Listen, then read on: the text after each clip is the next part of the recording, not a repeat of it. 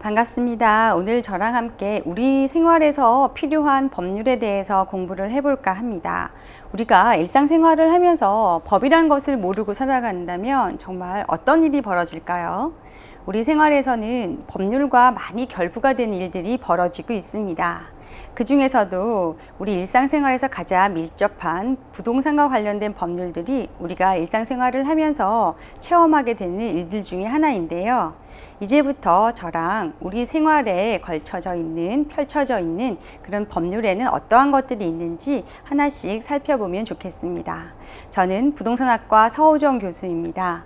지금부터는 저랑 함께 일반적으로 생활하면서 우리가 많이 느끼고 경험하게 되는 그러한 부동산과 관련된 법률에 대해서 공부를 해본다라는 그런 유익한 시간으로 생각해 주시고 여러분들도 접근해 주시면 편안하게 공부가 될 거라고 생각이 듭니다.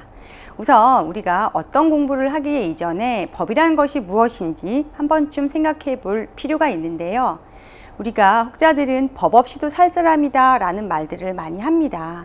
그렇죠. 물론 법이라는 것을 모르고 살아간다면, 특히나 필요 없는 사람이라면 모를까, 현대 생활을 하면서 법이라는 것을 한 번쯤 경험하지 않고 살아가기는 참 힘듭니다.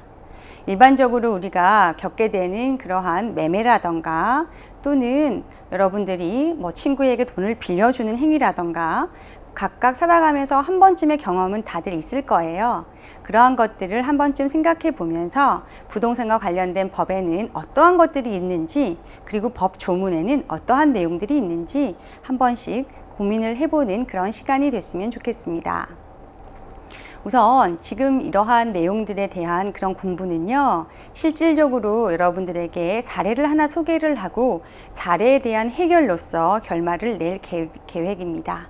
그렇기 때문에 부담 없이 한 번쯤 들어보시는 것도 참 좋을 것 같네요. 자, 그러면 오늘 이 시간 여러분들과 어떠한 내용에 대해서 공부를 하게 되는지 한번 살펴보겠습니다. 먼저 첫 번째 케이스입니다. 여러분들 보이시죠? 전세권자의 경매 청구권이라는 내용입니다.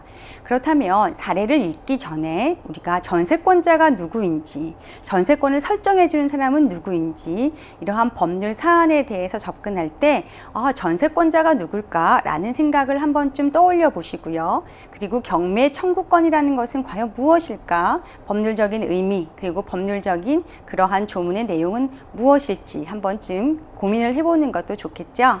자, 우선 사례 먼저 소개하도록 하겠습니다.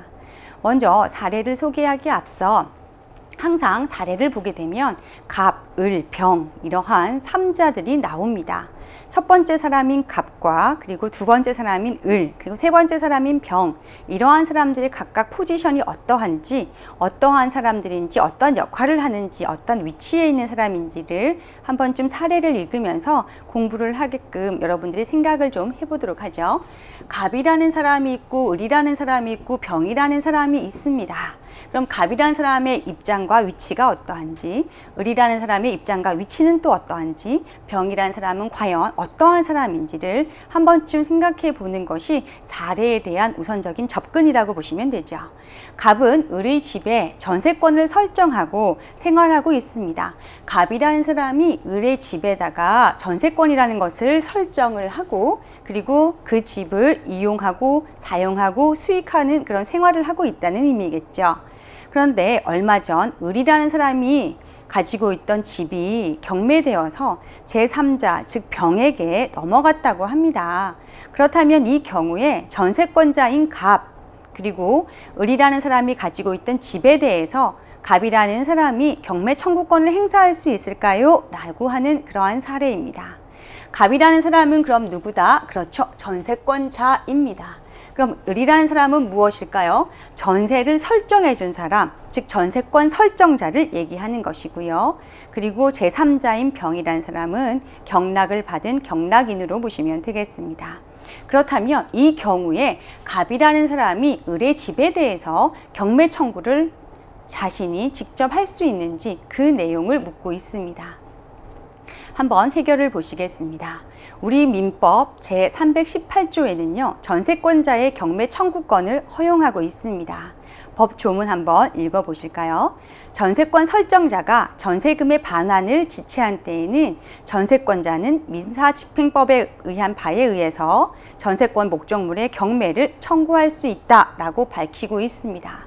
그렇기 때문에 사안을 한번 해결을 해보면 여러분들 쉽게 이해가 가실 겁니다. 자, 민법 제 318조에서 이렇게 할 수 있습니다 라고 공시를 하고 명시를 하고 있기 때문에 즉 갑이라는 사람은 병하고에 상관없이 무관하게 자신의 손해를 보존할 수가 있다는 것이죠. 즉 손해를 볼 여지가 없다라고 보시면 되겠습니다. 을이 전세권 설정을 했는데요. 자신이 금액 얼마를 지불을 해야 되는데 그 금액 지불을 하지 않고 차일피일 미루고 있다면 그 지체한 부분에 대해서 갑이라는 사람은 전세권을 설정한 그러한 을에 대해서 전세권자이기 때문에 얼마든지 독단적으로 단독적으로 이러한 행위를 청구할 수 있다라고 보시면 된다는 내용이죠. 자, 여기서 전세권이라는 것에 대해서 한 번쯤 생각해 볼 필요가 있습니다. 전세권이라는 것은 법률상 물권에 해당하는 아주 강력하고 막강한 권리입니다. 특히나 이 전세권이라는 것은 기본적으로 전세권을 설정해주는 등기가 필요한데요. 그렇기 때문에 등기로서 제3자에게 공시가 될 수 있기 때문에요. 이 병이라는 경락인도 당연히 마땅히 갑이라는 사람이 전세권을 설정해 놓고 지금 현재 이 집을 생활하고 있다는 거 알고 있다는 거죠. 그렇기 때문에 이 갑은 을에 대해서 얼마든지 경락과 상관없이 뭘 할 수 있다? 경매 청구권을 행사할 수 있다라고 보시면 된다는 겁니다. 자, 오늘 어떠셨나요? 이렇게 일상생활을 하면서 부동산과 관련된 법률이 참 무수히 많습니다. 그 중에서 하나, 전세권자가 경매 청구를 할 수 있는지 이 문제에 대해서 살펴봤는데요. 여러분들에게 유익한 시간이 됐으면 좋겠습니다. 자, 다음 시간에 한 번쯤 또 기회가 되면 찾아뵙도록 할게요. 안녕히 계세요.